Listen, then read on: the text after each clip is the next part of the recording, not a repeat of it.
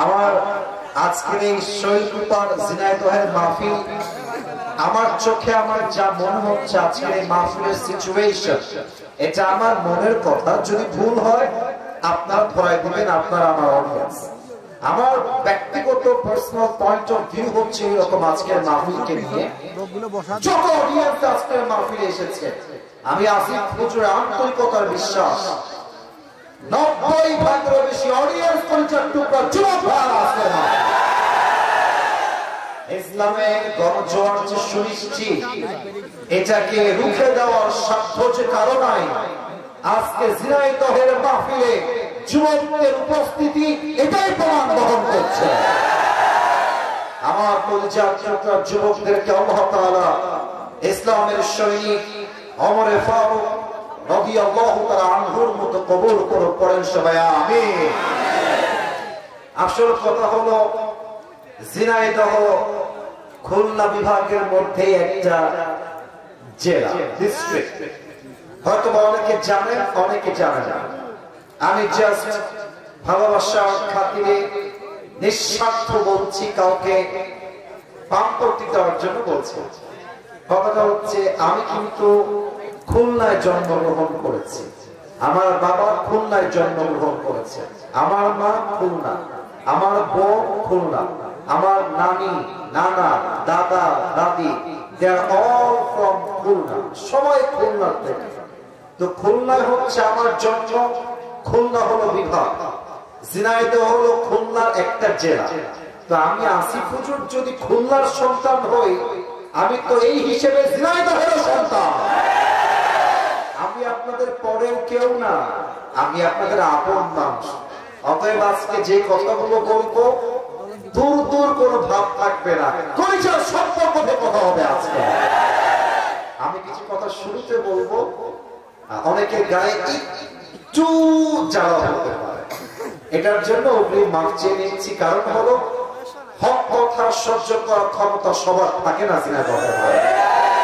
তবে আমার বিশ্বাস ঝিনাইদহের মানুষ কোরআন প্রেমিক মানুষ। গত maybe it has been 2 years back, 2 বছর আগে আমি একবার শৈলকুপাতে এসেছিলাম কোন একটা বাজারের পাশে, লাঙ্গলবাগ বাজার। আচ্ছা, আপনাদের মনে আছে তো? ওখানে আমার মনে আছে পুলিশ দিয়ে, প্রোটোকল দিয়ে, যুবকদেরকে দিয়ে লোক ঠেকানো যায় নাই। এটা ইউটিউবে আপনারা দেখলে বুঝবেন, আমি অহংকার নিয়ে বলছি না। ওই 2 বছর আগেই বুঝে গেছি আমরা, ঝিনাইদহের মাটি ইসলামের খাঁটি ঝিনাইদহের।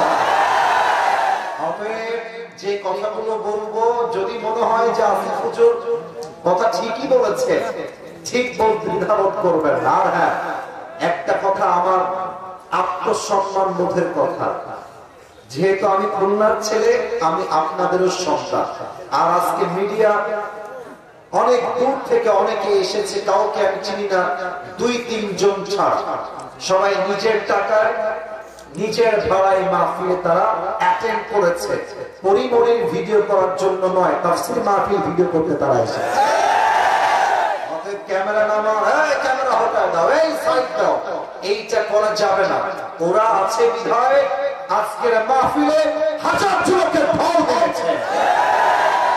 তো আপনারা যখন ঠিক ঠিক বলবেন, এতটা জোরে বলবেন যেন প্রমাণ হয় আমরা খুলনা বিভাগের সন্তান, আমরা ঝিনাইদহের সন্তান, কাপুরুষের সন্তান নই, আমরা সবাই বীরপুরুষের সন্তান। প্রথম কথা, আমার 2 হাত দেখেন। এক যুবক এইভাবে 2টা হাত পেতে দিয়ে তার বুকটাকে ওপেনলি পুলিশের সামনে এভাবে ফুলিয়ে দিয়ে, বুকে গুলি খেয়ে তার জীবনটাকে দিয়ে দেশটাকে সেকেন্ড টাইমের জন্য স্বাধীন করেছিল। যুবকটার নাম কি?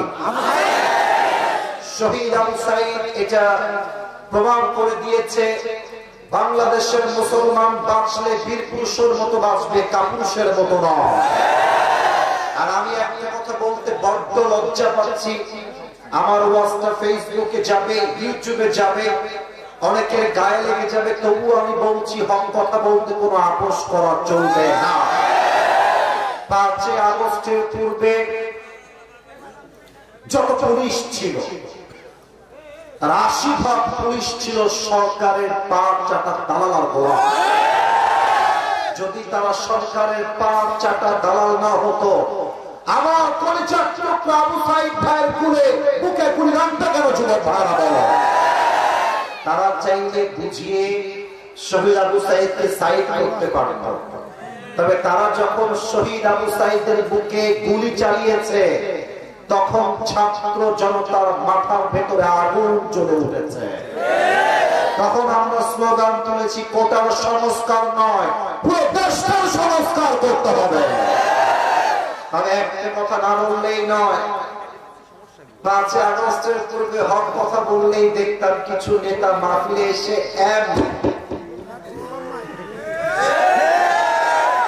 তো যদি কোনো মামুর বেটা, রাজশাহীর ভাষায় বলে মামুর বেটা, যদি কোনো মামুর বেটার বুকের পাটা থাকে আজকের শৈলকুপার মাহফিলে, আসেন আমার মাহফিলে বাধা দেন,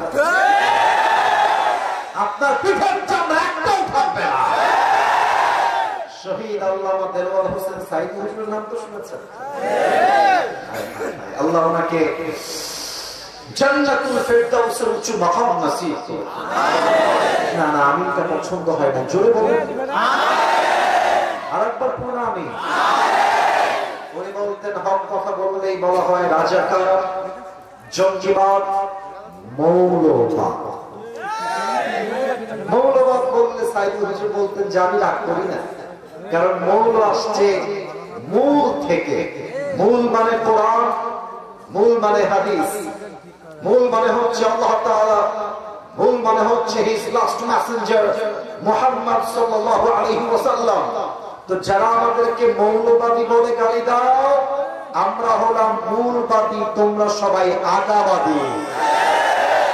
এখানে অনেকগুলো গাছ আছে, আমার চোখের সামনে সব গাছ আমি দেখতে পাচ্ছি। ঝিনাইদহের ভার আওয়াজ বিড়ালের মতো নয়, সিংহের মতো দিয়ে বলবেন, গাছের আগায় শক্তি বেশি না গোড়ায়? আরে ইয়ার জোরসে বলো, আগায় না গোড়ায়? উনি বলতেন, তোমরা থাকো গাছের আগায়, সোনামণি চুপচাপ বসে থাকো, জুলুমের রাজনীতি করিল না, আলেমদেরকে ধরে জেলখানায় বন্দী করো না। যদি জুলুম করতেই থাকো, স্বৈরতন্ত্র কায়েম করতেই থাকো, আলেমদেরকে ধরে জেলখানায় বন্দী করো, সময় আসবে এমন 18 কোটি মানুষ মিলে গাছের গোড়ায় একটা ঝাঁকুনি মারবে, মামুর বাড়ি দিল্লি পড়বা, দিল্লি গিয়ে তারা পড়েছে। ওনার প্রত্যেকটা কথা আজকে এই বাংলার মাটিতে বাস্তবে রূপ ধারণ করেছে। আল্লাহ ওনাকে জান্নাতুল ফেরদাউসের উচ্চ মাকাম নসিব করে দিক, আমিন। তবে আরেকটা एग्जांपल দিব যুবকদেরকে নিয়ে। আমাদের কনফার্ম জান্নাতি মাননীয় আপা, উনি ভেবেছিলেন যে জেনারেশন টিকটক নিয়ে পাগল, যে জেনারেশন পাবজি ফ্রি ফায়ার নিয়ে পাগল, যে জেনারেশন ছাকা খাইলে দেখা হয়ে যায়, এরা তো আমার একটা চুলও বাঁকা করতে পারবে না। আপা ভুল বুঝেছিল। যেই জেনারেশন পাবজি ফ্রি ফায়ার খেলার জন্য পাগল, আজ তারা আল্লাহর জমিনে আল্লাহর কোরআনের সংবিধানকে কায়েম করবার জন্য পাগল হয়ে গেছে। আমি একটা एग्जांपल দিতে চাই। পাকিস্তানের ডক্টর আফিয়া সিদ্দিকার নাম তো শুনেছেন আপনারা সবাই। আফিয়া সিদ্দিকা, মুসলমানদের ঈমান যে কত তাজা হয়, কত উত্তম হয়, কত তাজা দীপ্ত ঈমান হয়, ডক্টর আফিয়া সিদ্দিকা তার বেস্ট एग्जांपल। ঠিক কি না বলেন? ডক্টর আফিয়া সিদ্দিকাকে 2003 সালে পাকিস্তান থেকে কিডন্যাপ করা হয়। তাকে কিডন্যাপ করা হয়েছিল এই ব্লেম করে যে ডক্টর আফিয়া সিদ্দিকা নাকি আল কায়েদার সঙ্গে জড়িত ছিলেন। এবং আপনারা অবাক হবেন, ডক্টর আফিয়া সিদ্দিকা ছিলেন, she was neuroscientist, সে একজন বিজ্ঞানী ছিল এবং পাশাপাশি সে আল্লাহর কোরআনের হাফেজা ছিল। সুবহানাল্লাহ। তাকে গ্রেফতার করা হলো একজন সেনা হত্যার দায়ে। 2003 সাল থেকে নিয়ে 18 সাল পর্যন্ত তাকে কারাবন্দী করা হলো, তাকে 7 বছর যাবত রেপ করা হয়েছে, তাকে উলঙ্গ করে কোরআনের পাতা ছিঁড়ে দিয়ে পুরো নিচের ফ্লোরকে কোরআনের পাতা দিয়ে ছিঁড়ে ভরাই দিয়েছে। আর আফিয়া সিদ্দিকাকে বলা হয়েছে উলঙ্গ অবস্থায় কোরআনের উপর দিয়ে তুমি হেঁটে যাবা পা দিয়ে। এই মহিলা, এই নারী যুগের পরে যুগ আমেরিকার ভেতরে টর্চার সেলে জুলুমের শিকার হয়েছে, তবুও তাওহীদ আর ঈমানকে স্যাক্রিফাইস করতে প্রস্তুত হয় না। এবং আপনারা জানলে আরো অবাক হবেন, আফিয়া সিদ্দিকা জেলে থাকা অবস্থায় আল্লাহর রাসূলকে স্বপ্নে সাক্ষাৎ করেছে। সুবহানাল্লাহ। না এটা জিনাইতার সুবহানাল্লাহ হইল না, বলেন সবাই জোরে সুবহানাল্লাহ। আফিয়া সিদ্দিকার ভাষা হচ্ছে উর্দু ভাষা। নবীর সঙ্গে স্বপ্নে সাক্ষাৎ, ডাক দিয়ে বলছে ইয়া রাসূলুল্লাহ मैं यहां पर कब तक रहूं, আমি এখানে আর কতদিন থাকবো ইয়া রাসূলুল্লাহ, ये इम्तिहान कब खत्म होगा, এই পরীক্ষা কবে শেষ হবে ইয়া রাসূলুল্লাহ। নবীজি একটু মুচকি হাসি দিয়ে বললেন আফিয়া ये तुम्हारा इम्तिहान नहीं है, এটা তোমার পরীক্ষা নয়। এই কথা শুনে আফিয়া সিদ্দিকা চোখের পানি ছেড়ে বললেন ইয়া রাসূলুল্লাহ अगर ये मेरा इम्तिहान नहीं है तो मुझे जो जुल्म किया जा रहा है ये मुझसे और बर्दाश्त नहीं होता। हे रसूल, যদি এটা আমার পরীক্ষা না হয়, যে জুলুম চলছে, যে ধর্ষণ চলছে, যে রেপ চলছে, এটা আমার দ্বারা আর সহ্য হচ্ছে না, হে নবী আমি কবে মুক্তি পাবো? नबीजी बोलছেন आफिया ये तुम्हारा इम्तिहान नहीं है, ये मेरी उम्मत का इम्तिहान है, এটা আমার প্রত্যেকটা উম্মতের ইমতিহান। হকের পক্ষে থাকলে বাধা আসবে, জেল আসবে, জুলুম আসবে, বা কোথাও একটা আমার জীবন যাবে, কল্লা যাবে, বাতিলের সামনে আমার মাথা নত হবে না। কোনায় দহের আল্লাহ সেই জাগ্রত ঈমান আমাদের সবাইকে দান করুক, পড়েন সবাই আমিন। অতএব আমি আসিফ হুজুরের লাস্ট এন্ড ফাইনাল কথা, আল্লামা দেলওয়ার হোসেন সাঈদী হুজুর জেল খেটেছেন, জুলুমের শিকার হয়েছেন, শহীদ হয়েছেন, বাতিলের সামনে মাথা নত করেন নাই। আল্লামা মামুনুল হক সাহেবকে ধর্ষণের মিথ্যা মামলা দিয়ে জেলখানায় বন্দী করা হয়েছে, উনি ওনার মাথাকে বাতিলের সামনে নত করেন নাই।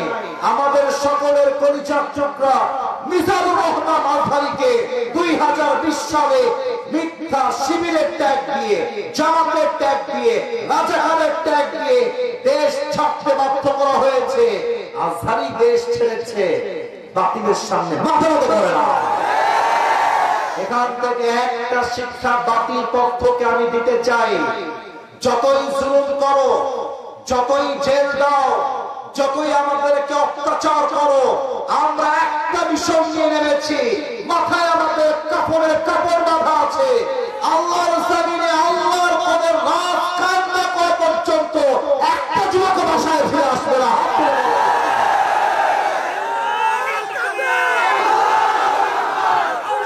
দিবেন সিঙ্গেল ভাইরা, আমি দেখতে চাই কার গায়ের জোর কত বেশি। ঝিনাইদহের বিবাহিত ভাইরা সম্মান রাখতে হবে। বিবাহিত ভাইরা আপনারা আমার পক্ষের লোক, আপনারা সবাই একটা কাশি দিয়ে গলা ঠিক করুন।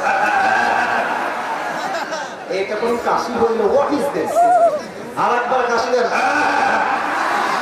সিঙ্গেল কলিজারা তোমরা একটু চুপ থাইকো, ঠিক আছে? আমার বিবাহিত ভাইরা তাকবীর দিবে, প্রথম তাকবীর। বিবাহিত ভাইরা রেডি হন। বিবাহিত ভাইরা তাকবীর দিবেন, সিঙ্গেল না চুপচাপ থাকবেন। বিবাহিত ভাইরা নারে তাকবীর। আপনারা মাইকের জোর দাও, ভালো আওয়াজ বাড়াইলে। আচ্ছা ঠিক আছে, বিবাহিত ভাইরা শেষ। মিডিয়ায় রেকর্ড হচ্ছে, আমি কোনো ধোঁকাবাজি করার সুযোগ নাই। সিঙ্গেল ভাইদের পালায় এবার দেখবো কার গায়ের জোর কত বেশি। সিঙ্গেলরা কাশি দাও একটা। ওরে বাবারে বাবা, এই যে স্যার আছেন, হুজুররা আছেন, খুদুম সাহেবরা আছেন, আমি ভাই দল থেকে বের হয়ে গেলাম, আপনারা নাম্বার দিবেন কে পাস করছে, দেখা যাক কে পাস করছে। সিঙ্গেল ভাড়া দিবা, বিবাহিত ভাড়া চুপ থাকবেন। সিঙ্গেল ভাড়া লিল্লাহি তাকবীর। বিবাহিত ভাড়া আমাকে মাফ করে দিয়ে হলো না, সিঙ্গেল ভাইরাই আজকে পাস করেছে, আমার আব্বা জানরাও সাক্ষী দিয়ে ফেলেছে। এবার সবাই মিলে তাকবীর দিবেন। জিনায়ে তহের শৈল কুমার ভাই এমন জোরে তাকবীর দিবেন, তাকবীরের ঠেলায় আমি স্টেজ থেকে উল্টে নিচে পড়ে যাব। জোরে তাকবীর দিবেন, সবাই একটা কাশি দেন। দেখবো আজকে জিনায়ে তহের গলার জোর কত বেশি আছে। সমস্ত শক্তিকে উজাড় করে তাকবীর দিবেন। নারে তাকবীর। আল কোরআনের আলো, আল হাদিসের আলো, কোরআন হাদিস যেখানে আমরা আছি সেখানে, আরে ওলামা যেখানে আমরা আছি সেখানে, ঝিনাইদহবাসী যেখানে আমরা আছি সেখানে, শৈলকুপাবাসী যেখানে আমরা আছি সেখানে। আল্লাহ যেন কবুল করে, পড়েন সবাই আমিন। ওহো, একটা কথা বলতে ভুলে গেছি, আপনাদের জন্য একটা গিফট নিয়ে আসছি, বুঝলেন? হাদিয়া, হাদিয়া। আচ্ছা দেখি গিফটটা আসলে নিয়ে আসছি না ভুলে গেছি, খুব দামি গিফট তো শো অফ করলাম, তবে দেখা যাক আদৌ নিয়ে আসছি কিনা একটু চেক করতে হবে। Let me check. একটু থামে, মনে হয় গিফটটা গাড়িতে রেখে আসছি, 1 মিনিটে চলে আসবে। গাড়িটা ওই পাশে আছে। কাউসার বা নাইমকে গিফট নিয়ে আসবেন। গিফটটা হলো আমার নিজের একটা টুপি গিফট দেওয়ার জন্য আজকে নিয়ে আসছি। অনেকে টুপি আবদার করে, তো যাওয়ার সময় দিতে পারে টুপি একটাই পরে আসতো, তাই একটা এক্সট্রা টুপি আজকে নিয়ে আসছি গিফট দেওয়ার জন্য। তবে শর্ত আছে একটা, শর্তটা বুঝে না, শর্তটা বুঝে না। আজকে আয়াত থেকে 2টা মেসেজ নিয়ে তাফসীর করব, খুবই অল্প সময়। প্রিয় ভাইরা, আমি ওয়াজ করি সর্বমোট 1 ঘন্টা, কমিটিরা আমাকে জেনেই এখানে নিয়ে আসছে। গত বছর করেছিলাম 50 মিনিট, এত বিশৃঙ্খলা যে 1 ঘন্টা ওয়াজ করতে পারি না। তবে আমার আজকে অলরেডি আধা ঘন্টা ওয়াজ হয়ে গেছে, তবে আমার বিশ্বাস আজকে 1 ঘন্টার বেশি ওয়াজ হবে ইনশাআল্লাহ। আল্লাহ যেন আমাদের সবাইকে শেষ পর্যন্ত দোয়া করে যাওয়ার তৌফিক দান করে, পরে সবাই আমিন। গিফট চলে আসবে আমার ওয়াজের মাঝে, নট এ বিগ ডিল। তবে সবাইকে একটা কথা বলে আমি তাফসীরে যাব। কেউ যদি অল্প সময়ের এই ওয়াজের মাঝখান থেকে উঠে যায়, যদি উঠে যায়, কোনো ছাড় হবে না, লুঙ্গি টান দিয়ে ধরে বসায় বসে। পুরো বছরে একদিন মাহফিল, 1 ঘন্টার ব্যাপার। চায়ের দোকানে 2 ঘন্টা লাগায়, গাঞ্জা খাইতে 3 ঘন্টা লাগায়, আর তাফসীর মাহফিল শুনতে আসতে 1 ঘন্টার সবর হয় না। এটাই তোমার শয়তান ভর করেছে। এজন্য কেউ উঠে যাওয়ার দুঃসাহস করবেন না। শৈলকুপার ভাই তাকবীর দেন সবাই, শেষ তাকবীর। নারে তাকবীর। আজ আলোচনা করব আমরা সূরাতুল আল ইমরানের 102 নম্বর আয়াত থেকে। বলো সবাই 100 কয় নম্বর আয়াত? আমার পিছনে তো অডিয়েন্স খুব ভালো হবে, মাশাআল্লাহ। পাওয়া গেছে ফ্রি অডিয়েন্স, কমিটির ভাই। 102 নম্বর আয়াত পারা হচ্ছে 4 নম্বর পারা, 2 নম্বর পৃষ্ঠা। এবং এই সূরাটা সূরাতুল আল ইমরান, এটা কোনো মাক্কি সূরা নয়, এটা হচ্ছে মাদানী সূরা। এবং এই আয়াতের ভেতরে আল্লাহ তাআলা আমাদের সকলের জন্য 2টা মেসেজ দিয়েছে। আমার পরিচয় টুকরা জিনায়ে তহের ভাই, এই আয়াতে আল্লাহ কয়টা মেসেজ দিয়েছেন? 2টা।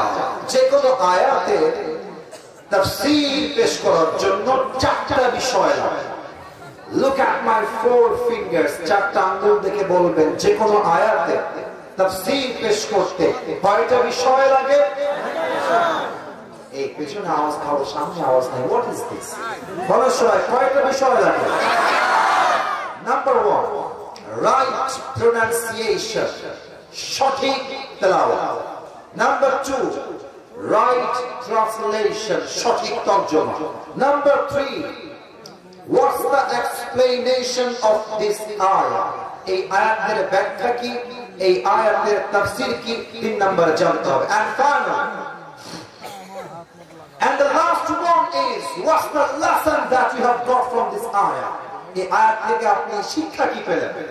এই চারটা বিষয় না জানলে একটা আয়াতের তাফসীর কখনো সম্পূর্ণ হতে পারে? আমি শুরু করছি 1 নম্বর থেকে। 4 নম্বর পারার 2 নম্বর পৃষ্ঠা। আল্লাহ রাব্বুল আলামিন বলছেন, বান্দা শোনো শোনো, ইয়া আইয়ুহাল্লাযীনা আমানু তাকুল্লাহা হাক্কা তুকাতিহ ওয়া লা তামুতুন্না ইল্লা ওয়া আনতুম মুসলিমুন। আল্লাহু আকবার। সঠিক তেলাওয়াত শেষ। ট্রান্সলেশন, তরজমা খুব খেয়াল করুন। 2টা মেসেজ, কথা হবে তো কাজ হবে বেশি। প্রথম মেসেজ, আল্লাহ তাআলা বলছেন, "O you who believe, fear your Lord as he should be feared." হে ইমানদারেরা, রবকে ভয় করো। জাস্ট ভয় করলে চলবে না, ভয় করার মতো ভয় করতে হবে এক সত্তাকে। তিনি কে? আল্লাহ আমার রব, এই রবই আমার সব। দমে দমে তনু মনে তারি অনুভব। সুবহানাল্লাহ পড়বেন না? তোমার দুনিয়াতে আমি যেদিকে তাকাই, অথই নিয়ামতে ডুবে আছি সবাই। পাখ পাখালির কণ্ঠে শুনি তাসবিহ করো রব, তাসবিহ করো রব। আল্লাহ আমার রব, এই রবই আমার সব। রবকে, আল্লাহকে ভয় করো, ভয় করো। Number 1. Number 2, وَلَا تَمُوتُنَّ إِلَّا وَأَنْتُمْ مُسْلِمُونَ। যেহেতু তোমাকে মরতেই হবে, ইমানদার না হয়ে কবরে এসো, প্রকৃতপক্ষের মুসলমান না হয়ে কবরে এসো না। These are the 2 messages that Allah subhanahu wa ta'ala has mentioned in this ayah. এই হচ্ছে 2টা মেসেজ। এবার আমরা যাব 3 নম্বর তাফসীর বা ব্যাখ্যা। ব্যাখ্যায় আমি কিছু ঘটনা বলবো। ঘটনা শোনার সময় এখান থেকে নয়, এখান থেকে শুনতে হবে। প্রথমে আমি বলতে চাই তাকওয়া নিয়ে কিছু কথা। তাকওয়া কাকে বলে? আচ্ছা, জিনাইদহে সবচেয়ে ভালো ব্যবসা, যে ব্যবসা সবাই করে, এমন ব্যবসা কি আছে? কিসের ব্যবসা? কি বলবো? পেঁয়াজের ব্যবসা। আচ্ছা, আমি বুঝাই।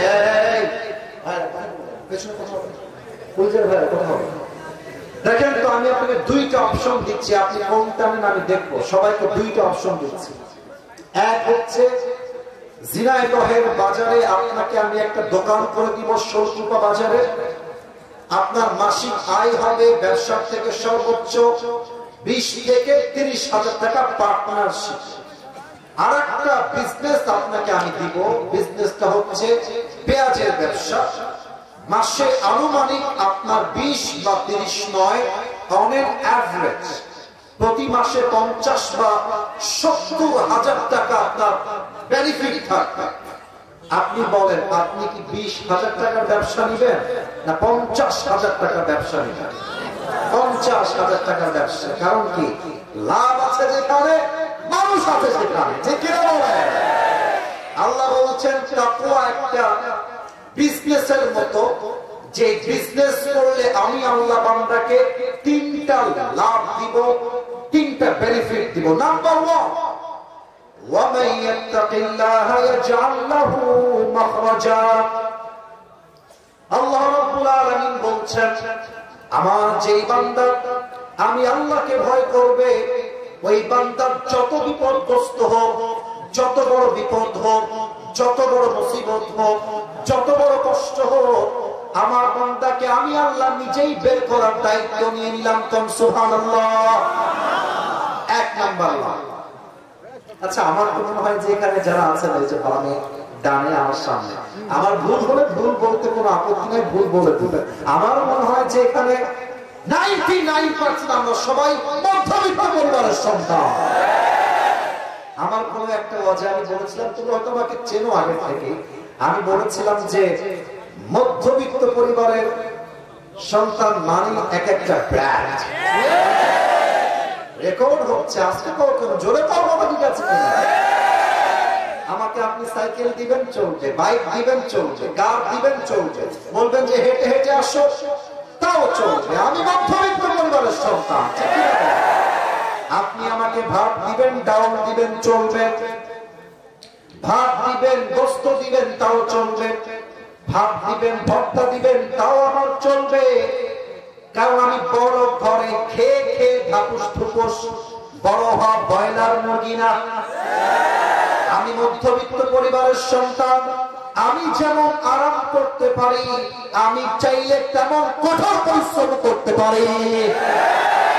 আল্লাহ বলছে, বান্দা তুমি মধ্যবিত্ত পরিবারের সন্তান, তোমার বাসায় চাল নাই, ভাত নাই, ডাল নাই, ব্যবসায় বরকত নাই, চাকরি নাই, না ভরসা হারিও না। আমি আল্লাহকে ভয় করো,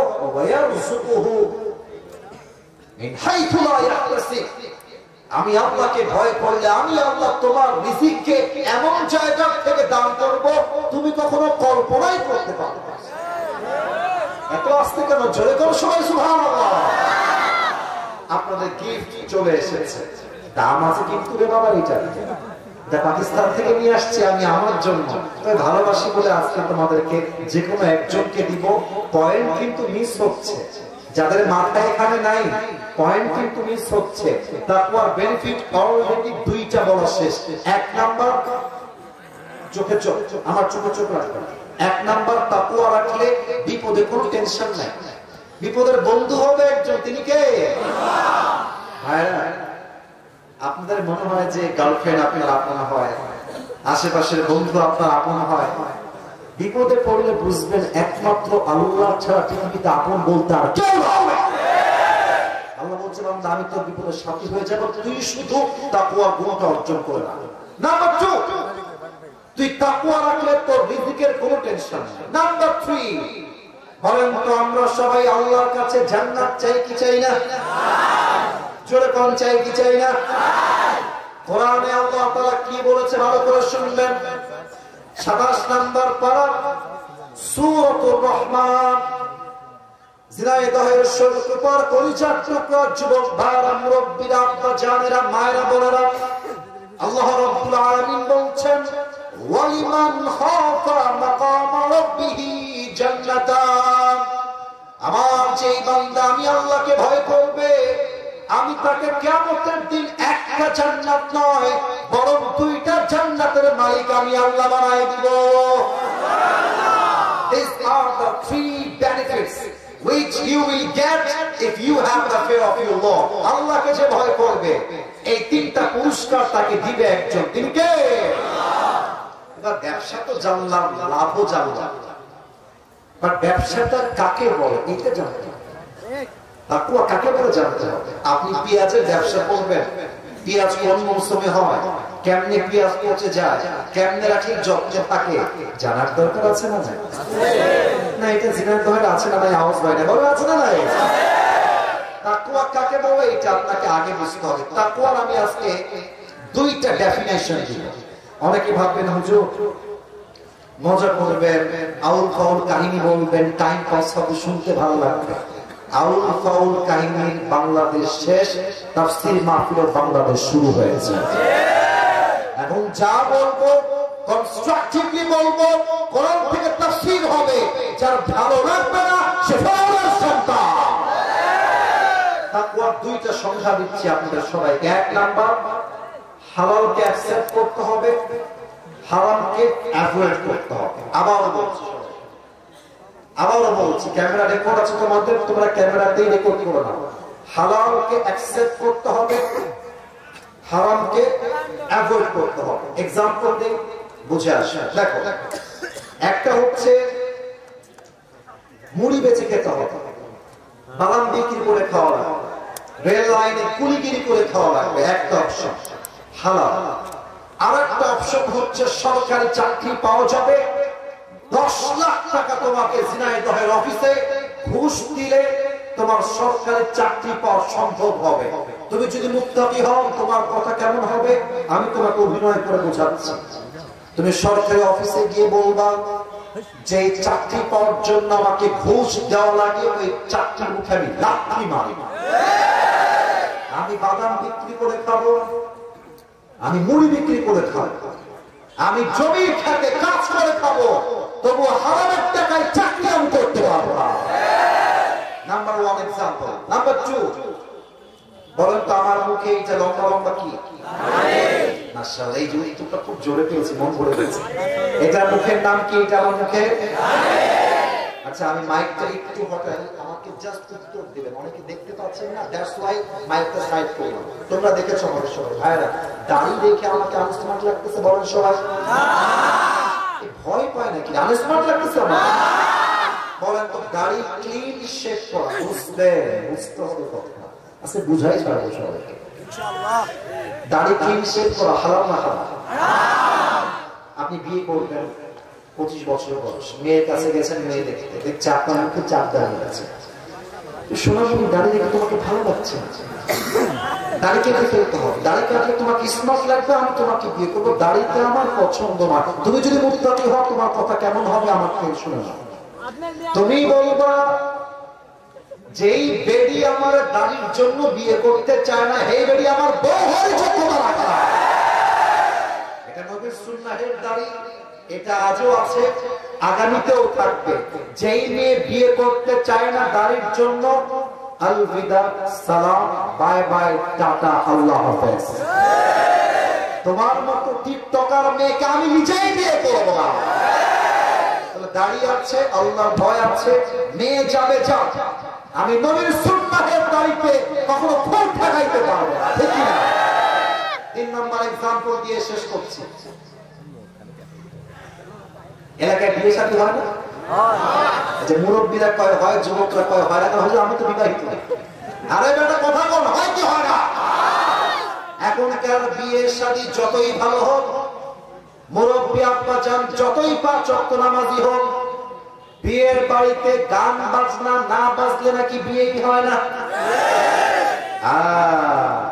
আমি নিজেই দেখলাম এক মুরব্বীকে 5 ওয়াক্ত নামাজ পড়ে মসজিদের একদম অ্যাক্টিভ মুসল্লি, বাট মেয়ের বিয়েতে ডিজে বক্স বাজতেছে।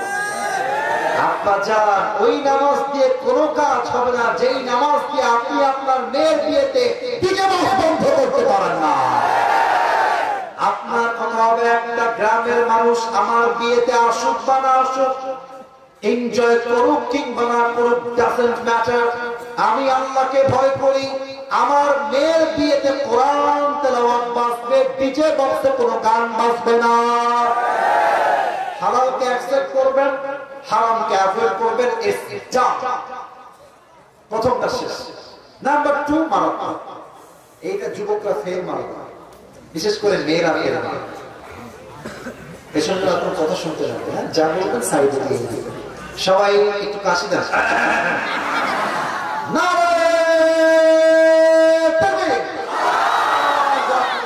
তাকওয়ার 2 নাম্বার সংজ্ঞা হলো, আমাকে চলে আসতে আমাকে দেখে ফেলবে, সব দেখে দিচ্ছি, লাইট দিয়ে দিয়েছি, গেট খুলে দিয়েছি, দৌড় দিয়ে গেছি, ভয়ে থরথর করে কাঁপছি, কেউ মনে আমাকে দেখে ফেললে পর্নোগ্রাফি করতে, সম্মান নষ্ট হয়ে যাবে। আমি গিয়ে দেখেছি কেউ আসে, জানালা বন্ধ ছিল, ওই পাশে বন্ধ, গেট বন্ধ, গেটও বন্ধ। আমি গিয়ে দেখলাম একটা বিড়াল এসেছে, বিড়ালটা একটু লাফ দিতে গিয়ে গ্লাসটা পড়ে গ্লাস ভেঙে গেছে, সেই শব্দ আমার কানে এসেছে। তখন আমার কলিজায় একটা কথা আঘাত লাগলো, যে সামান্য একটা বিড়ালের শব্দে আমার কলিজায় কম্পন তৈরি হয়ে গেল, কেউ আমাকে দেখে ফেলে কিনা। কিন্তু প্রত্যেকটা মুহূর্ত যে আল্লাহ আমাকে দেখছেন, এটা আমি কল্পনা করতে পারি না। আর যখন থেকে বুঝে গেছি যে আল্লাহ আমাকে দেখে, আমি যখন হিন্দি গান দেখি আল্লাহ আমাকে দেখে, আমি যখন পর্নোগ্রাফি গেটটা লাগিয়ে দিয়ে দেখি আল্লাহ আমাকে দেখে, ওই তাকওয়ার চিন্তা আসার পর থেকে আজ অব্দি আমি কখনো পর্নোগ্রাফি ভিডিও আজ অব্দি দেখি নাই। এটাই তো তাকওয়া। কেউ দেখে না, কেউ শোনে না, শোনে একজন, দেখে একজন, তিনি কে? ওমর ফারুক রাদিয়াল্লাহু তাআলা আনহু জামানায় ওমর ফারুক একবার বাসার থেকে বের হয়েছেন, রাত বাজে 2 থেকে 3টা। একটা বাসার সামনে কি দাঁড়িয়ে গিয়েছে, দেখছেন বাসার কোন সমস্যা আছে, কিছু লাগবে কিনা। তো উনি আওয়াজ পেলেন যে বাসার ভিতরে মা এবং মেয়ে বসে আছে। কথা কি বলছে? কথা বলছে, দেখেন কথা বলো পুলিশেরা, কতবার বলা যায় তোমরা বলো, 1 ঘন্টা তোমায় দাও কেন? তো দেখছে মা তার মেয়েকে বলছে যে দুধের পেয়ালা নিয়ে আসছে, দুধের পেয়ালা দিয়ে এখন পানি মিশাবি, বিক্রি বেশি হবে, লাভ বেশি হবে। মেয়ে বলছে মা আমি পাবো, কারণ কি? বলছে মা তুমি কি জানো ওমর ফারুক ফরমান জারি করেছে এই রাষ্ট্রের কেউ দুধের সঙ্গে পানি মিশিয়ে বিক্রি করতে পারবে না। মা বলছে আরে বাপরে, কোথায় ওমর, কোথায় তার সৈন্য, কোথায় পুলিশ, কোথায় বিডিআর, কোথায় না, কেউ না, তুই মিশা পানির সঙ্গে মিশা। বলছে মা আমি দুধের সাথে পানি মিশাইতে পারবো না, কারণ হলো ওমর নাই, পুলিশ নাই, র‍্যাব নাই, বিডিআর নাই, কেউ না। বাট এই মুহূর্তে আমাকে দেখছে একজন, আওয়াজ দিয়ে বলেন সবাই তিনি কে? এই কথা শুনে ওমর ফারুক বাহির থেকে আরে একটা যুবক টিমের মাঝে এই পরিমাণ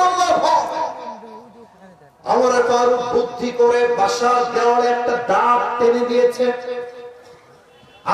আগামীকাল সকালবেলা সন্তান আব্দুল্লাহ ইবনে ওমরকে ডাক দিয়ে বলছে এদিকে আসো, ও আব্বা জান তুমি কি বিয়ে করতে চাও কিনা আমাকে বলো। তো ছেলে বলছে আব্বা আমি বিয়ে করতে চাই, তবে পাত্রীকে। ওখানে একজন যাচ্ছে, এই যে এই যে এই যে এই যে এই যে একজন, এই যে মুরব্বী বসেন। একজন উঠেন না 1 ঘন্টা, একজন উঠলে আমার চোখ আছে, সবার দিকে আমার চোখ যাচ্ছে। আমি আর কিছুক্ষণ ওয়াচ করবো, দোয়া না করে কেউ মাঠ ছাড়তে পারবে না, ঠিক কিনা বলেন? বলছে আব্বা বিয়ে করতে চাই, তবে ছেলে ভেবেছে হয়তো আমার জন্য রাজকুমারী আব্বা দেখে রেখেছে, প্রিন্সেস, রাজার মেয়ে, রাজরানী হবে। তো ওমর ফারুক বলছে বাবা না, তোমার বউ কোন রাজরানী নয়, একজন সাধারণ দুধওয়ালি, দুধ বিক্রেতার মেয়ে। ছেলে বলছে আব্বা জান আমার মতো একজন রাজার ছেলের সঙ্গে এত মিডল ক্লাস ফ্যামিলির মেয়ের বিয়ে হবে কেন? এত মিডল ক্লাস ফ্যামিলির মেয়ে তো আমার বউ হওয়ার যোগ্যতা রাখে না। এবার আব্বা ডাক দিয়ে বলছে শোনো আব্বা জান আমার কথা, ওই মেয়ের কাছে টাকা নাই, পয়সা নাই, গাড়ি নাই, বাড়ি নাই, তবে সেই মেয়ের হৃদয়ে ভয় আছে। 1 সপ্তাহ আওয়াজ দিয়ে বলেন সবাই তিনি কে? জাস্ট আল্লাহর ভয় দেখে প্রধানমন্ত্রীর ছেলের বিয়ে হলো সাধারণ একজন ঘরের মেয়ের সাথে। এটাই শিক্ষা। বিয়ের সময় আসলে আটা সুন্দরী নয়, চরিত্রবান মেয়েকে তোমাদের বিয়ে করতে হবে। আচ্ছা একবার ভাবো তো, যেই মেয়েটা সামান্য কয়েকটা ফ্যান ফলোয়ার্স পাওয়ার জন্য টিকটক করে বেড়ায়, যেই মেয়েটা সামান্য কয়েকটা ফলোইং এর জন্য দেহের পোশাক খুলতে দ্বিধাবোধ করে না, লজ্জাবোধ করে না, সেই টিকটকার মেয়ে তোমার বউ হলে তোমার জীবনটাই নষ্ট হয়ে যাবে, ঠিক না বলো? অতএব বিয়ের ক্ষেত্রে চরিত্রহীন নয়, আটা সুন্দরী নয়, একমাত্র চরিত্রবান মেয়ে আমার বউ হওয়ার যোগ্যতা রাখবে, ঠিক না বলে? আল্লাহ দেখেন, কেউ না দেখেন। 2 নম্বর হাদিস বলতে চাই, আসলে ভাই 5 আগস্টের পূর্বে দেশে যেই পরিমাণ দুর্নীতি হয়েছে, পুরো দেশটাকে তারা ফকির বানায় দিয়েছে। আপনাদের মনে আছে কমিটির একজনের ফোন হারিয়ে গেছে, কখন হারিয়েছে আনার সময়। আহা ভাই, কেউ যদি পেয়ে থাকেন আমি বিনয়ের সঙ্গে বলবো প্লিজ, এই কষ্ট আমি বুঝি, ফোনটা কেউ পেলে একটু দিয়ে যাবে, রেকর্ড হচ্ছে তো পরে বদনাম হয়ে যাবে, কেউ যদি পেয়ে থাকে একটু দিয়ে যায়। এই গত 2 দিন আগে আমার একজন ক্যামেরাম্যান, আমার সবচেয়ে কাছের ছেলে, ওর ফোনটাও হারাই গেছে। অবাক হবে না আপনারা শুনলে, ওই মাহফিলে যখন নেমে আসি তো, নেমে যখন গাড়িতে আসি তখন প্রচুর ক্রাউড হয়, মানুষের মারামারি হাত মিলাবার জন্য। তো ওই ছেলেটা পেছু পিছু আসছিল, ঠাস করে ফোনটা পড়ে গেছে এবং ফোনটা পড়ার সঙ্গে সঙ্গে কেউ তুলে নিয়েছে। কিন্তু অবাক হওয়ার বিষয় হচ্ছে আমাদের যে ক্যামেরা আছে, ক্যামেরায় ওইটা রেকর্ড হয়ে গেছে, মানে যে ফোন তুলেছে ওইটা রেকর্ড হয়ে গেছে। পরে থানায় আমরা জিডি করেছি, পরে ক্যামেরা চেক করে দেখছি যে ফোন তুলেছে তাকে রেকর্ড দেখা যাচ্ছে, সে ফোনটা তুলে আমি দেখতেছে, ফোনটা পকেটে ঢুকাচ্ছে, সব দেখা যাচ্ছে। পরে আমরা ফোন দিলাম কমিটিকে, জমক ছিল আমাদের ফোন নিয়েছে, কল দেন, কথা বলছে, বলছে যে এটা আমার ফোন, স্বীকার করছে, স্বীকারই করবো। এত চেষ্টা করলাম, এত এভিডেন্স দিলাম, এত ডকুমেন্টস দিলাম, তাও স্বীকার করছে না। চোর কখনো চুরি করলে স্বীকার করতে চায় না, ঠিক কিনা বলেন? তো কোন মান্যগণ্য ব্যক্তি বা যুবক ভাই যদি পেয়ে থাকেন, আদরের সাথে মেহেরবানি করে দিয়ে দিবেন, খুব কষ্ট হবে ভালো যুবকরা। আল্লাহ তাকে ব্যাগ দেওয়া তৌফিক দান করুক, সবাই আমিন। তো দেখবেন যে 3 আগস্টের একটা ভিডিও ফেসবুকে আছে, 3 আগস্ট, যদি মনে চায় বাসায় গিয়ে চেক করে দেখবেন, আমার কথা যদি মিথ্যা হয়। তো দেখবেন যে আমাদের যে মেট্রো রেল ছিল, মেট্রো রেল ঢাকা আগুন লেগে গেল 3 আগস্ট বা 2 আগস্টে। তো আমাদের যিনি প্রধানমন্ত্রী ছিলেন, মহিলা নাটক করতে করতে, এই যে দেখেন আমার দিকে, আমি রকে পারবো না, আমি দেখতেছি উনি কেউ নাম বুঝতেছে আর কাঁদতেছে, বলতেছে মেট্রো রেল ঠিক করতে আমার 300 কোটি টাকা লেগেছে, এটা কি হলো আমার সাথে, এটা তো ঠিক হয় না। আমার মনে ব্যথা লাগলো, আরে বাবা 300 কোটি টাকা यार, ये तो बहुत बड़ा पैसा है। এটা যুবকরা ঠিক করে নাই, ছাত্ররা কাজটা মোটেও ঠিক করে না। পরে দেখলাম 5 আগস্টে উনি মামুর বাড়ি দিল্লি পালিয়ে গেলেন, আমাদের ডক্টর ইউনূস সাহেব আসলেন। 300 কোটি यार, ये तो बहुत दूर की बात है। 300 কোটি নয়, মাত্র 20 কোটির কমে ঠিক হয়ে গেল। তখন আমি বুঝতে পারলাম, একবার ধরলাম 280 কোটি এক চান্স, তাহলে গত 16 বছরে কত হাজার কোটি টাকা পাচার হয়েছে, এটা মুখ দিয়ে বলা সম্ভব হবে না। এবার হাদিস শুনেন তো, তাকওয়া। আচ্ছা, আরেকটা বদমাইশ নেতা ছিল, কাউয়া কাদের, এটা আপনারা চেনেন সবাই? এই যে এমন উধাও হওয়া হয়েছে, ওরে হারিকেন দিয়েও খুঁজে পাওয়া যায় না। তবে যেখানে লুকাও তোমরা, সময় আসবে এমন ইন্দুরের গর্তনা পাওয়ার জন্য। দেখা আবু বকর রাদিয়াল্লাহু তাআলা আনহু পুরো দেশের প্রধানমন্ত্রী, কোটি কোটি টাকা তার অর্থ সম্পদের ভেতরে আছে রাজ্যের জন্য। ছেলে এসে বলছে, আব্বাজান, মায়ের মাধ্যমে বলছে, বাবার কাছে বলবা আমরা সবাই মিলে সারিদ খেতে চাই। সারিদ আরবের সবচেয়ে দামি খাবারের নাম হলো সারিদ। তো ছেলে হচ্ছে প্রধানমন্ত্রীর ছেলে, আর বাবা হচ্ছে প্রাইম মিনিস্টার। তো বাবা বলছে যে আমি মাফ চাই তোমাদের সবার কাছে, আমার পক্ষে সারিদ কিনে দেওয়া সম্ভব নয়, আমার কাছে এই টাকাই নাই যাই তোমাদের কিনে খাওয়াই। প্রধানমন্ত্রীর ছেলে সারিদ খাবে, বাপের কাছে টাকা নাই। তো বাপ বের হয়ে গেছে। 2 মাস পরে যখন বাসায় আবার আসছে, দেখছে তার বউ প্লেটে করে সারিদ নিয়ে আসছে বাবাকে দেওয়ার জন্য। তো আব্বা বলছে, আরে সারিদ কই থেকে আসলো, আমি তো টাকা দেই নাই, আসলো কই থেকে? এবার ওমর ফারুক রাদিয়াল্লাহু তাআলা আনহুর পরে যে আগে যিনি খলিফা ছিলেন আবু বকর রাদিয়াল্লাহু তাআলা আনহু, তার বউ ডাক দিয়ে বলছে, আবু বকর, আপনি যে প্রত্যেক মাসে আমাকে হাত খরচের টাকা দেন, ওই টাকা বাঁচিয়ে বাঁচিয়ে আমি আপনার জন্য সারিদ ক্রয় করেছি, আপনি খান, এটা হালাল টাকার সারিদ। সারিদ খেয়েছে, খাওয়ার শেষে মজলিসে শুরা, মেয়র, এমপি, মন্ত্রী, দায়িত্বশীল সবাইকে দেখে বিশাল বড় একটা মজলিস করেছে। বামে আওয়াজ করছে কি বাবুরা? কে আওয়াজ করছে? প্রত্যেকটা মানুষ চাতক পাখির মতো তাকিয়ে আছে। কেন আওয়াজ করছো? মানে 1 ঘন্টা বেশি শুনো না, তাই তো? শেষ করতে হবে আমাকে, আওয়াজ করে করছো। আমি চুপচাপ, তোমরা আওয়াজ করছো। তাকবীর দেন, নারায়ে তাকবীর। সবাইকে ডেকে একটা মিটিং করছে। বলছে, রাষ্ট্রের দায়িত্বশীল ব্যক্তিবর্গরা আমাকে বলেন, আমার প্রত্যেক মাসের বেতন কয় টাকা? তো বলছে, আপনার বেতন হচ্ছে 30,000 টাকা। বলছে, 30,000 টাকা এখন থেকে কমায় দাও, এটাকে 25-এ নিয়ে আসো, আমি এত বেতন নিব না। একজন যুবক ডাক দিয়ে বলছে, ইয়া খলিফাতুল মুসলিমিন, বেতন আপনার কমবে কেন? দিন দিন তো বেতন বাড়ার কথা। আবু বকর ডাক দিয়ে বলতে, শোনো শোনো, আমার যেই বেতন দেওয়া হয়, আমার বউ 2-3 মাসের টাকা জমিয়ে আমার জন্য, সন্তানের জন্য শাড়ি ক্রয় করেছে, এটাই পাওয়া। আমার বেতন থেকে কিছু টাকা অলওয়েজ বেঁচে যায়। তো আমি এটাই চাই, আমার বেতনটা বাঁচবে কেন, কমায় দাও। আজ থেকে 30,000 নয়, 25,000 টাকা হবে আমার বেতন।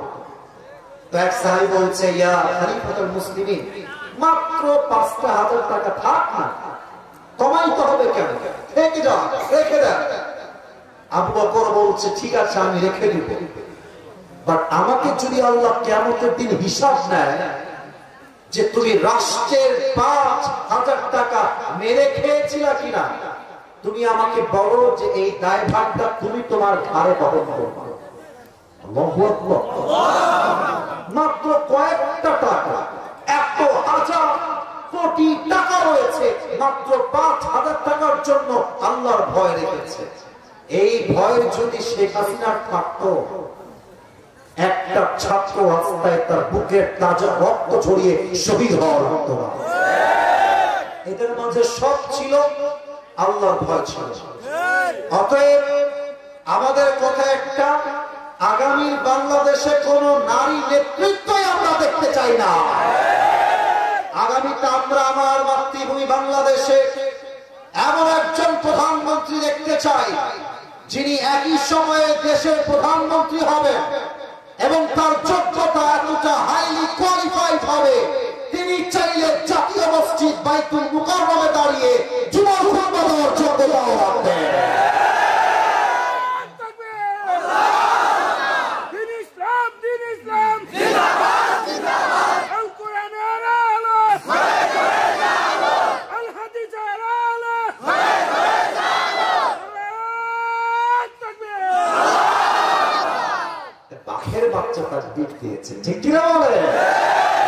আমার সঙ্গে একবার দিবেন তো, জাস্ট একবার কাশি দেন সবাই।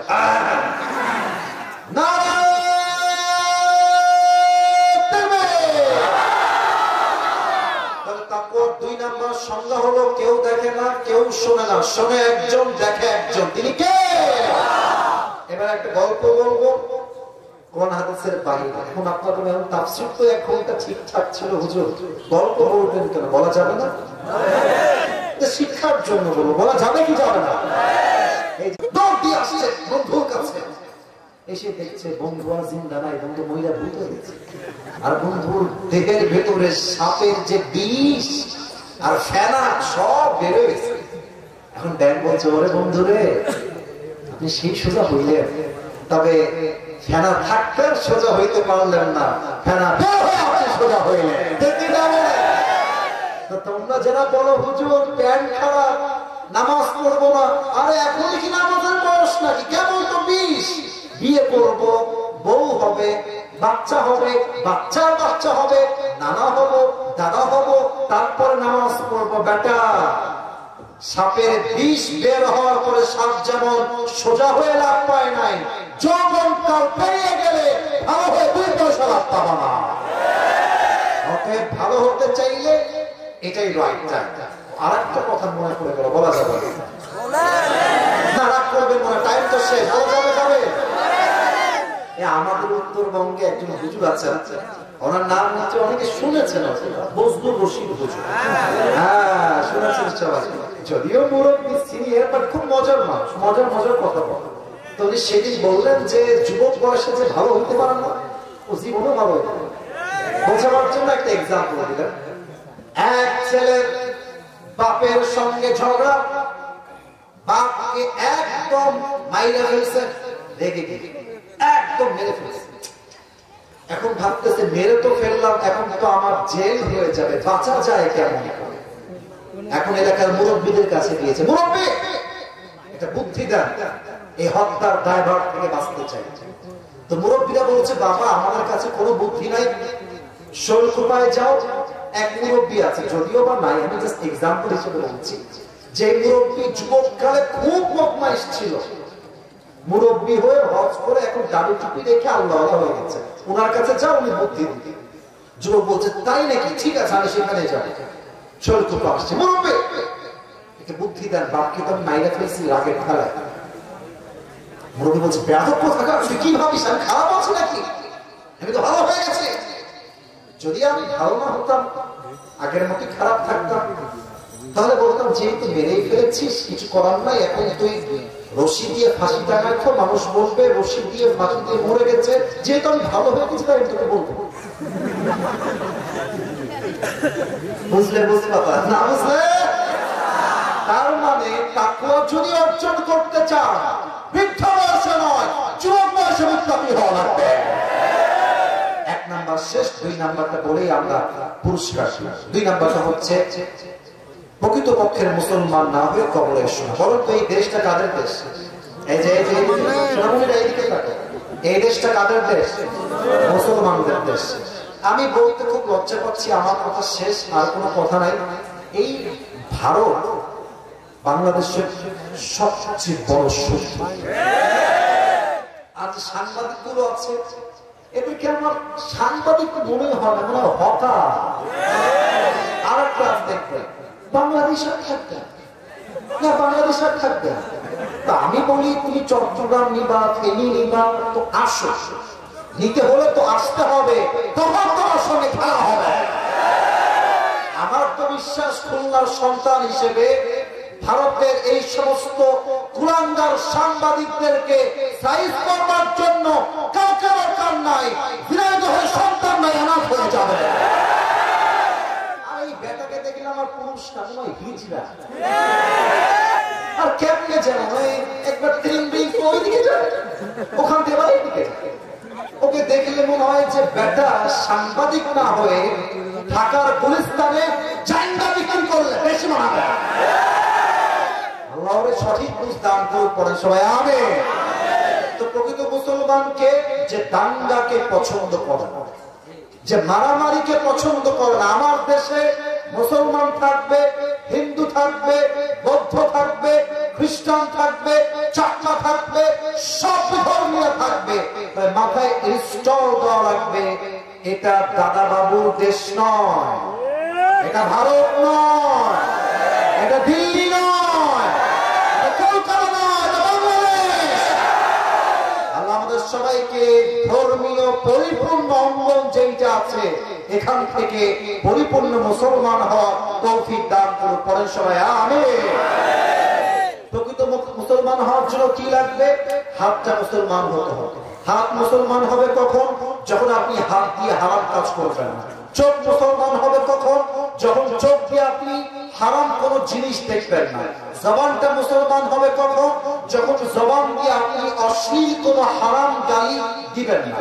আপনার পেটটা তখন হবে মুসলমান যখন এই পেটে কোন হারাম খাবার যাবে না। আপনার পা মুসলমান তখন হবে এই পা দিয়ে আপনি যখন কোন সিনেমা হলের দিকে হেঁটে হেঁটে যাবেন না। ঠিক না বলেন? পুরো দেহটাকে মুসলমান বানাইতে হবে। সকলেই বলেন আমিন। সবাই দুই হাত করেন, সবাই দুই হাত করেন, সবাই। কেউ যেন বাদ পড়ে না যায়। বলেন সবাই ঝিনাইদহের শৈলকুপার ভাই, বলেন সবাই হুজুর। শেষ ভালো যার সব ভালো থাক। তখন আস্তে কথা কয়েক না, জোরে কর, বলেন হুজুর। আমরা ঝিনাইদহের সন্তান, আপনাকে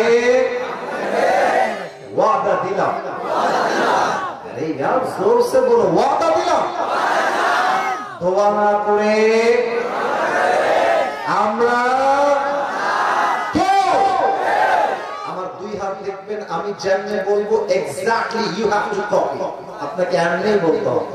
বলেন যাবো না, আস্তে হয়ে গেছে, আমি তো বুঝি। বলেন সবাই যাবো না, বলেন সবাই ইনশাআল্লাহ।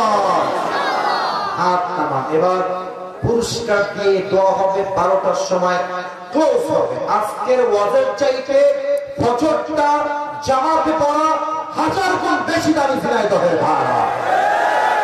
আমি পুরস্কার দিব পুরো ওয়াজটাকে 1 থেকে 1.5 মিনিটে জাস্ট সারাংশ বলছি।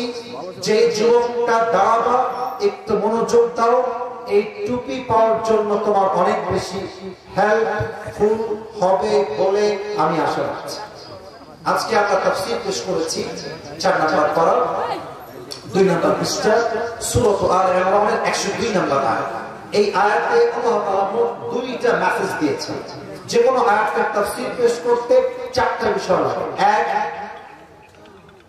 সঠিক তেলাওয়াত, 2 তরজমা, 3 ব্যাখ্যা, 4 শিক্ষা।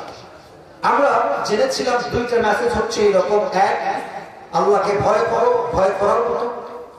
2 নাম্বার প্রকৃতপক্ষের মুসলমান না হয়ে কবরে এসো। তাকওয়ার ব্যাপারে বলেছিলাম তাকওয়া হচ্ছে একটা ব্যবসার নাম, আর এই ব্যবসার লাভ বলেছিলাম কয়টা? 3টা। বলো সবাই কয়টা? একটু জোরে বলুন কয়টা? 1 তাকওয়ার ব্যবসার প্রথম লাভ হলো বিপদে পড়লে কোনো টেনশন নাই, উদ্ধার করবে একজন, তিনি কে? 2 নাম্বার তাকওয়ার ব্যবসার 2 নাম্বার লাভ হলো রিজিকের কোনো টেনশন। যে মুত্তাকি তার রিজিককে আল্লাহ এমন জায়গা থেকে দিবে মুত্তাকি বান্দা কল্পনাও করতে পারবে না রিজিকটা আসলো কই থেকে। সুবহানাল্লাহ। 3 নাম্বার লাভ হলো তাকওয়া যে বান্দার হৃদয়ে থাকবে একটা জান্নাতের মালিক হবে না, সে 2টা জান্নাতের মালিক হয়ে যাবে। জোরে সোরে বলুন সুবহানাল্লাহ। এই হচ্ছে তাকওয়ার ব্যবসা এবং তাকওয়ার লাভ। তারপরে বলছিলাম যে তাকওয়া আসলে কাকে বলে? 2টা অর্থ বলেছিলাম। ভেরি শর্ট বলছি, এটা বলেই 2 নাম্বারটা বলে শেষ করে দিব। একটা শব্দ হলো হালালকে অ্যাকসেপ্ট করতে হবে, হারামকে অ্যাভয়েড করতে হবে। অর্থাৎ হারাম আছে যেখানে আমরা নাই সেখানে, হালাল আছে যেখানে আমরা আছি। 1 নাম্বার ডেফিনিশন শেষ। হালালকে অ্যাকসেপ্ট করবেন, হারামকে বাদ দিবেন, আপনি আল্লাহর চোখে মুত্তাকি হয়ে যাবেন। নাম্বার 2 তাকওয়া মানে কেউ দেখে না, কেউ শোনে না, কেউ জানে না, বাট আমাকে অলওয়েজ অবজার্ভ করে একজন আওয়াজ দিয়ে বলেন সবাই তিনি কে? সেই ক্ষেত্রে 2টা হাদিস বলেছিলাম। 1 ওমর ফারুকের হাদিস, ওই মেয়ের সঙ্গে তার ছেলের বিয়ে দিয়েছেন টাকার জন্য নয়, রূপের জন্য নয়, বাড়ির জন্য নয়, একমাত্র তাকওয়ার গুণ দেখে বিয়ে দিয়েছেন। ঠিক কিনা বলেন? 1 নাম্বার হাদিস শেষ। 2 নাম্বার বলেছিলাম এই রাষ্ট্র দুর্নীতি মুক্ত হবে তখন যখন এই রাষ্ট্রের প্রত্যেকটা নেতার হৃদয়ে আল্লাহর ভয় থাকবে। আবু বকর রাদিয়াল্লাহু তাআলা আনহু বেতন বলেছিলাম एग्जांपल হিসেবে 30,000। যখন তার বউ সারিদ কিনলো টাকা বাঁচিয়ে, উনি বুঝে গেলেন বেতনটা একটু বেশি হয়ে যায়, উনি কমিয়ে দিলেন। একটাই কারণ, এটার কিয়ামতে হিসাব হবে, সেই ভয় তার অন্তরে আল্লাহ দিয়েছেন। অতএব আমি যত দুর্নীতি করি, দেশের টাকা বিদেশে পাচার করি, যত যাই করি, কেউ না দেখলেও দেখে একজন, তিনি কে? 1 নাম্বার তাকওয়া শেষ। 2 নাম্বার হচ্ছে do not die expect as a Muslim। মুসলমান না হয়ে কবরে এসো। মুসলমান কখন হব? চোখ যখন মুসলমান হবে, হাত যখন মুসলমান হবে, পা যখন মুসলমান হবে, জবান যখন মুসলমান হবে, পেট যখন মুসলমান হবে। পা মুসলমান হবে কখন? যখন এই পা দিয়ে হারাম কোন কাজে আমরা পদক্ষেপ নিব না। হাত মুসলমান হবে কখন? যখন এই হাত দিয়ে আমি মাস্টারবেশন করব না, যখন এই হাত দিয়ে আমি চুরির দিকে হাত বাড়াবো না, তখন আমার হাত মুসলমান হবে। এই চোখ মুসলমান হবে কখন? যখন আমি এই চোখ দিয়ে কোন গায়রে মাহরাম নারীর দিকে চোখ তুলে তাকাবো না। আমার জিহ্বা মুসলমান হবে কখন? যখন আমি জিহ্বা দিয়ে কোনো গীবত করব না, গালি দিব না। আমার পেট মুসলমান হবে কখন? যখন আমার এই পেটে হারাম কোনো খাদ্য প্রবেশ করবে না। ঠিক কিনা বলেন? এই 2টা মেসেজ এবং তাকওয়ার ব্যবসার লাভ 3টা। আমি প্রশ্ন করলে উত্তর দিতে পারবে, 3বার জানতে হবে, দেখলে আমি উত্তর নিজেই বলে দেবো। 3বার যদি বেঁধে যাও, এমন কোন যুবক যে বারবার প্রশ্ন করলে উত্তর দাঁড়িয়ে যাও বাঘের বাচ্চার মতো। কে আছে? একজন আছে, ভাই আপনি এই পাশে চলে আসেন। এই পাশে খুব মনোযোগ দিয়ে শুনছিল, আমি জানান তার বসন করে দেখলাম যে খুব মনোযোগ দিয়ে শুনেছে। এই পাশে একদম মাইকটা নিবেন। আমার সিনিয়র শরীর কুমার ভাই আমার দিকে তাকান, নিয়ম বলে দেয়। আমার ভাই 3বার বেঁধে গেলে আমি তাকে হেল্প করব, উত্তর বলে দেবো। সে না পারলে আর যদি চান্স দেওয়া। 2 নাম্বার নিয়ম হলো যারা অডিয়েন্স এখন এসেছেন বসে আছেন, দে আর মাই রিয়েল অডিয়েন্স। যারা দুই একজন চলে গেছে হয়তো আমার চেহারা দেখতে তারা এসেছে, মানে এখন যারা এসেছে আমাকে দেখার জন্য কেউ আসে নাই, একমাত্র আল্লাহর ভালোবাসায় তারা মাহফিলে অংশগ্রহণ করেছে, ঠিক কি না? 2 নাম্বার নিয়ম হচ্ছে আপনাদের জন্য, এদিকে ঘুরে দেখান। আচ্ছা বুঝতে পেরেছি, বুঝে গেছি। আমি নিয়ম বলে দিই, আমার ভাই যখনই কোনো উত্তর দিয়ে দিবে আপনার সবাই জবান খুলে বলবেন মারহাবা। বলেন সবাই মারহাবা।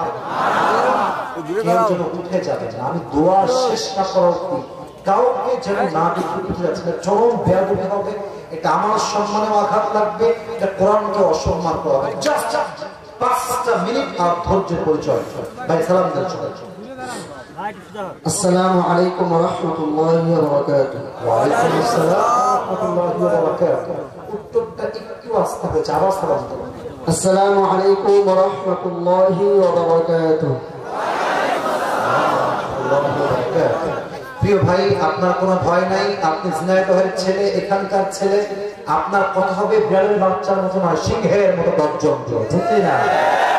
আপনার সবাই একবার প্র্যাকটিস শো আমার ভাইকে সাধুবাদ জানিয়ে বলেন সবাই মারহাবা।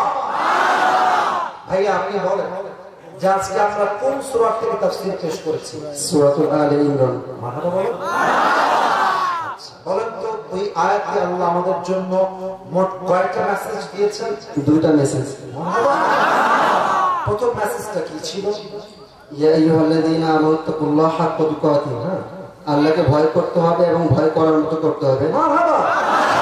আর 2 নম্বরটা হলো ওয়ালা তামুতুন্না ইল্লা ওয়া আনতুম মুসলিমুন, যেটা আল্লাহ তাআলা বলছে যে মুসলমান না হয়ে তোমরা কবরে এসো না। মারহাবা। যেহেতু বেড়ে যাবে কোনো সমস্যা নাই, মাশাআল্লাহ। ভাই আমার বলেন তো তাকওয়া বলেছেন এটা ব্যবসার মতো, যদি আমরা মাইন্ডে নিই এটা মোটিভেট করার জন্য বলেছেন। বলেন তো প্রিয় ভাই তাকওয়া লাভ আমি কোনটা বলেছিলাম? 3টা লাভ। জীবন বলতে কি কি? 1 নম্বর হলো হ্যাঁ পারবেন। ওমাই ইয়াত্তাকিল্লাহ ইয়াজআল লাহু মাখরাজা, এটা সম্পূর্ণ পারবেন। 1 নাম্বার তাকওয়া অর্জন করলে বিপদে আপনি যে 1 নম্বর তাকওয়া অর্জন করলে বিপদে আল্লাহ তাআলা অবশ্যই পাশে থাকবেন। 2 নম্বর রিজিকের অভাব দূর করবে। 3 নাম্বার খুব সহজ, 2টা বলেছিলাম। এক আপনি ইঙ্গিত দিয়েছেন না, ইঙ্গিত দিলে 2টার মালিক হবে। পারবে আল্লাহ রাব্বুল আলামিন তাকে 2টা জান্নাতের মালিক বানাবেন। আরে ভাই দিয়ে একটা বাদ দিয়ে এত মিডিয়া এত ক্যামেরা আমরা আছি, তবুও যেভাবে বলছে বোঝাই যাচ্ছে যে তোর সন্তান আল্লাহকে বাদ দিয়ে কাউকে ভয় পায় না, 2টা জান্নাতের মালিক হবে। এবার আপনি বলেন তো তাকওয়া কাকে বলে? এটা বোঝানোর জন্য 2টা তারিখ বা সংখ্যা বলেছিলাম, কি কি বলতে পারবেন? 2টা ঘটনা বলেছিলেন। ঘটনা বলতে না, তাকওয়া আসলে কাকে বলে? একটা হচ্ছে হালালকে অ্যাকসেপ্ট করতে হবে, বলেন এটা। 1 নম্বর হারামকে অ্যাকসেপ্ট করতে হবে, হারামকে বাদ দিতে হবে। হ্যাঁ, আরেকটা হলো 2 নম্বরটা ছিল সহজ, আমি যখন অন্ধকারে গুনাহ করি অন্যায় করি বলে আল্লাহ তাআলাকে প্রবলভাবে ভয় করতে হবে। হ্যাঁ, আমাকে কেউ না দেখলেও আমাকে কেউ না দেখে আল্লাহ তাআলা অবশ্যই দেখেছে। এবার আপনি খুব বুঝে বলবেন আবু বকর তার বেতন কি কমিয়েছেন না বাড়িয়েছেন? কমিয়েছে। কেন কমিয়েছে? কারণ সে যখন তার স্ত্রী তার সামনে খাবার নিয়ে আসছে, সেটা স্ত্রীকে প্রশ্ন করেছিল যে এটা তুমি কোত্থেকে পাইলে? সে বলেছিল যে আপনি আমাকে যে হাদিয়াটা দিচ্ছেন প্রতি মাসে, ওইটা আমি জমিয়ে আপনার জন্য রান্না করেছি। বরং তার 30,000 টাকা বেতন ছিল, সে 5,000 টাকা কমিয়ে তার বেতনটা 25,000 করেছিল। একমাত্র আল্লাহর ভয় যুবক ভাই, ঠিক কিনা বলো? লাস্ট কথা, এবার আপনি বলেন ওমরের ফারুক জাস্ট একটাই উত্তর দিলেন, এনাফ হয়ে যাবে। তার ছেলেকে সামান্য একজন দুধ বিক্রেতার মেয়ের সাথে বিয়ে দিয়েছে, এখানে তিনি কি দেখে বিয়ে দিয়েছেন? তাকওয়া দেখে বিয়ে দিয়েছে। এবার 2 নাম্বার মেসেজটা বলো সবাই। 2 নাম্বার কি ছিল মেসেজটা? বলা ইল্লা ওয়া আনতুম মুসলিমুন, মুসলমান না হয়ে কবরে যাওয়া যাবে না। মারহাবা। মুসলমান আমরা পরিপূর্ণ কখন হব? আমরা ব্যাখ্যা দিয়েছি। হ্যাঁ, যখন আমার হাতটা মুসলমান হবে, যখন আমার চোখটা মুসলমান হবে, যখন আমার পেট, তারপর আমার প্রত্যেকটা অঙ্গ প্রত্যঙ্গ যখন আল্লাহ তাআলা ভয় করতে থাকবে, তখন আমার পরিপূর্ণভাবে আপনার নাম কি ভাই? রফিকুল ইসলাম। রফিকুল ইসলাম। রবিউল ইসলামকে আল্লাহ কবুল করুন, পড়েন সবাই আমিন। এদিকে আসতে হবে, চুপিটা খুলে জুতায় পড়া দেবে। ঘুরে হুজুর একটু ঘুরে হুজুর হ্যাঁ মারহাবা বলবেন না আপনারা সবাই? মাশাআল্লাহ, একজন শ্রেষ্ঠ আলেম হিসেবে আল্লাহ কবুল করুন। পড়াবে তুমি আমার হুজুরের সামনে বসে পড়ো, এখানেই বসে পড়ো। আমার ভাইরা, আপনারা আমার ভালোবাসা রেখেছেন, আপনারা আমার মান রেখেছেন, আমি খুশি হলাম। ইনশাআল্লাহ আল্লাহ বাঁচায় রাখলে আগামীতেও দেখা হবে। রাজি আছেন তো ইনশাআল্লাহ? আমি একটা কথা সবাইকে বলতে চাই, এই মাহফিলটা আজকে হয়েছে, আগামীতেও এই মাহফিলটা হোক, আমরা সবাই চাই কি চাই? যুবকদেরকে মাইনাস করবেন, ওরা আজকে আমাকে নিয়ে আসছে, আগামীতে ওরা মিজানুর রহমান আজহারীকেও নিয়ে আসতে পারে। কই যায়, কই যায়, দুইজন কই যায়? এই যান বসেন, বসেন, হ্যাঁ বসো বসো বসে দাও, বসে দাও। এই মাহফিলটা আগামীতে হোক, এটা আমরা কারা কারা চাই? দুটো হাত তুলে আল্লাহকে দেখান। তাকবীর দিবেন না কেউ, হাত উপরে রাখবেন। আমি বলে দিই, ঝিনাইদহের মানুষ মুনাফিক হবে না, ওয়াদা দিয়েছেন, দোয়া করে যাবেন, দোয়া মাত্র 3 মিনিট হবে। এই মুহূর্তে ভলান্টিয়ার তারা সবাই যাবেন, সবাই 2 হাত পকেটে দিবেন, আমি দোয়া করব, দোয়ার মাঝে কালেকশনটা হয়ে যাবে, দোয়া শেষ, হাত মিলাবো, বিদায় নিয়ে বাসায় যাবো। রাজি আছেন তো ইনশাআল্লাহ? সবাইকে দেখছি, সবাই 2 হাত পকেটে, সবাই 2 হাত পকেটে, পকেটে সবাই 2 হাত পকেটে, পকেটে। এই ভলান্টিয়াররা যাও, আর কেউ লেটা মেরে না বসে আত্তাহিয়াতুল সুরতে বসেন। হ্যাঁ কালো গেঞ্জি বসো, বসো, হ্যাঁ টাকা বের করে বসে পড়ো। সবাই দুরূদ শরীফ পড়ুন, আল্লাহুম্মা সাল্লি আলা মুহাম্মদ ওয়া আলা আলি মুহাম্মদ। এই ভলান্টিয়াররা যাও না কেন? 20-30 জন যাও, যেন কোনো বিশৃঙ্খলা না হয়। কয়েকজন উঠছো রাস্তা থেকে, পিচ্ছিরা বসে পড়ো, বসে পড়ো। আমি দোয়া করছি প্রিয় ভাইরা, রাত 12টা বেজে গিয়েছে, 1.5 ঘন্টা বেশি হয়ে যাচ্ছে। মেহেরবানি করে কেউ উঠবেন না দোয়ার সময়। ঝিনাইদহের সম্মান আগেও ঠিক ছিল, শেষেও ঠিক থাকবে, ঠিক কিনা বলে? আলহামদুলিল্লাহি রাব্বিল আলামিন, ওয়াসসালাতু ওয়াসসালামু আলা সাইয়্যিদিল আমবিয়া ওয়াল মুরসালিন। এই মাঝখানে কই যায়? বেয়াদবি করে পড়ে না, বসো। আজীব ছেলেদের কথা শোনা, বসো। والصلاة والسلام على سيد الأنبياء والمرسلين وعلى آله وأصحابه أجمعين. رب العالمين ঝিনাইদহের জমিনে, এই সৈকতের জমিনে তোমার শাহী দরবারে হাত তুলেছি আল্লাহ। কলিজার টুকরা যুবক ভাইরা তোমার শাহী দরবারে হাত তুলেছে আল্লাহ। মেহেরবানি করে সবাইকে তুমি ইসলামের খাদেম হিসেবে কবুল এবং মঞ্জুর করে নাও আল্লাহ। আল্লাহ রাব্বুল আলামিন দয়া করে মেহেরবানি করে আমার যে কলিজার টুকরা মুরব্বী আব্বাজানরা হাত তুলেছে, প্রত্যেকটা মুরব্বী আব্বাজানকে তুমি আবু বকর রাদিয়াল্লাহু তাআলা আনহুর মতো ইসলামের সৈনিক হিসেবে কবুল এবং মঞ্জুর করে নাও আল্লাহ। আল্লাহ রাব্বুল আলামিন দয়া করে মেহেরবানি করে আমাদের পক্ষ হতে জনের জনম দুঃখিনী আম্মা জান, জনম দুঃখী আব্বা জান বিদায় নিয়ে অন্ধকার কবরে চলে গিয়েছে, সকলের কবরকে তুমি জান্নাতের বাগান হিসেবে কবুল এবং মঞ্জুর করে নাও আল্লাহ। আল্লাহ রাব্বুল আলামিন দয়া করে মেহেরবানি করে আমার যে যুবক ভাইরা আজকের মাহফিলকে বাস্তবায়ন করবার জন্য মাথার ঘাম পায়ে ফেলে তারা পরিশ্রম করেছে আল্লাহ, আমার কলিজার টুকরার যুবক ভাইদের পরিশ্রমকে তুমি তোমার সন্তুষ্টির ওসিলা হিসেবে কবুল এবং মঞ্জুর করে নাও আল্লাহ। আল্লাহ রাব্বুল আলামিন আজকের মাহফিলকে বাস্তবায়ন করবার জন্য যারা অর্থ দিয়ে সহযোগিতার হাত বাড়িয়েছে, সকলের দানকে তুমি তোমার সন্তুষ্টির ওসিলা হিসেবে কবুল এবং মঞ্জুর করে নাও আল্লাহ। আল্লাহ রাব্বুল আলামিন